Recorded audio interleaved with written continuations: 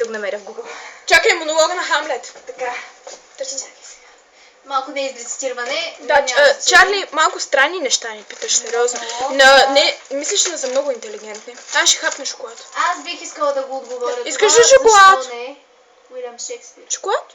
Така. Да го изрецитирам. Може ли аз, моля ви, аз ще го кажа. Имате ли нещо против? Значи може да не ме виждате, няма значение. Нищо съди. Само ще чувате гласа ми. Дай ми цветенцето да гледа, докато аз Те да знам, бе. Мъжо, къде си? Защо пак ме напух? Не, дай го на камерата, да го вижда. Това е най-красивото нещо в живота ми.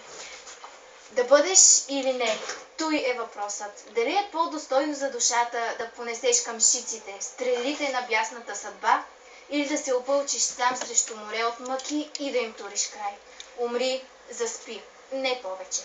И знай, че този сън е краят на сърдечна скръб и хиляди жестоки удари, дял на плътта. О, ето, край желан, умри, заспи. Заспи или пък може би сънувай. Да, и това е пречката, защото какви ли сънища ще ни споходят сред този смъртен сън, когато ние отхвърлим всеки зимен смут и мъка. И той ни спира. Този страх превръща живота в дълголетна нищета. Кой би понасял гаврите и бича на времето, несправедливата неправдата на силния, на гордия презрението, мъките горчиви на отвъргната любов, потъпването на законите, безочието на властта, оной презрение, което получава смиреното достоинство в награда от недостоинството. Кой би търпял това, щом може да намери мир с едно замахване? Кой би желал да носи това време и да страда, да стене в този мъчителен живот? Но ужасът пред нещо след смъртта, страната неоткрита, от която не се е връщал никой пътник още, смущава волята и ето, че по-скоро сме готови да търпим сегашните злини, отколкото към други неизвестни да се хвърлим. Така съзнанието ни създава от всички нас страхливци.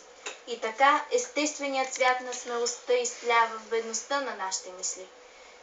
Дела на сила и величие пред този страх изменят своя път и губят име на дела. Но чихо.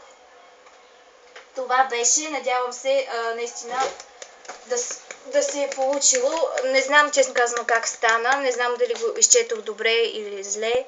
Но това е. Цветенце, дано да ти хареса. Ох, удари се пес.